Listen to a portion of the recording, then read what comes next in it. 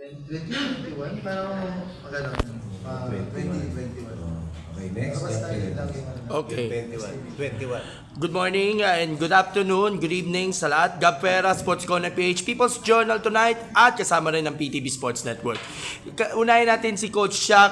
Coach, kasi naman most of the talents na rin came from the national team and even the newcomers and college players na rin. Nakita naman natin yung spike ng kanilang talents when it comes na dito sa participation na rin for the national team training para dito sa ABC Asia Cup. Yung sa mga collegiate players and even the veterans ng PBL. Siyempre doon sa talent ng bawat isa, I think pag na-maximize namin yung strength nila, magiging better. But hindi siya instant, so I think kailangan namin ng time din, yung pagproseso din sa bawat isa. Kasi siyempre, kailangan namin makapag-communicate ng maayos. Siyempre, team event to, so hindi siya instant na magiging solid agad. But I think mas mapapabilis knowing na meron kami mga veteran players na talagang mag-guide din at magiging katulong namin para sa kanila. Ano ba yung mga kinakailangan ninyong improvements para at least magkaroon ng quality style of play pagdating nga sa pagkukumpetensya laban sa mga Asian opponents? I think yung galaw ng as a team kasi individually alam naman namin na kaya nila mag-perform and may sarili silang galing pagdating sa volleyball. So, ang challenge sa amin ngayon yung nga paano namin buuin. And duro training talaga, support talaga namin pagbubutihin. Sa mga players natin, unahin natin si Ate Jobs. Kasi si Ate Jobelyn has been part of beach volleyball before, pero ngayon full-time ka ulit sa indoor volleyball. So, alam naman natin, mabigat ang responsibilidad ang magrepresenta sa ating bansa, pero naniniwala ka ba na kakayanin natin ang alas na makakuha ng sapat na resulta upang ma-maintain panlalo ang inyong standings nga pagdating sa Asian level and of course, hopefully, podium finish pagdating nga doon sa Kandon. Ma'am Jovelyn, ikaw muna. Una nga, tulad sa sinabi nila, kanina ng coach siya, uncertain pa lahat since binuo kami for almost a week pa lang. So, kumbaga ang focus namin ngayon is yung preparation. Kung paano namin i-work out yung chemistry. Kasi yun talaga yung pinaka-importante. So, walang expectations. Pero alam namin sa bawat isa kung paano kami magtrabaho. Alam namin sa bawat isa kung paano namin pagtatrabahuan papunta patungo sa goal na yun. Okay, si Ate Ces, same question. Yun nga, siguro, more yung technical, siguro lahat yan sa coaches namin ibibigay talaga. But then yung chemistry, kung paano namin mapapalakas yung team namin sa mga players, yun na talaga yung duty namin eh. So, kailangan talaga magtrabaho kami everyday. Nag-start na rin kami 1 week ago.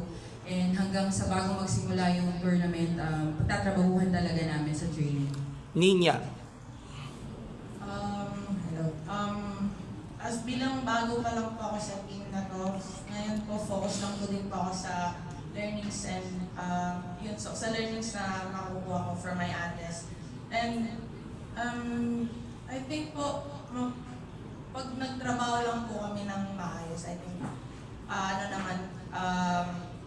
kakayanin po namin. Ibibigyan naman po namin yung best po namin every day, sa training pa lang po. So I think, yun lang naman. Singit lang ako ng isang tanong kay Ninya kasi you're a collegiate player at ngayon ay you're about to enter ngayong PBL draft.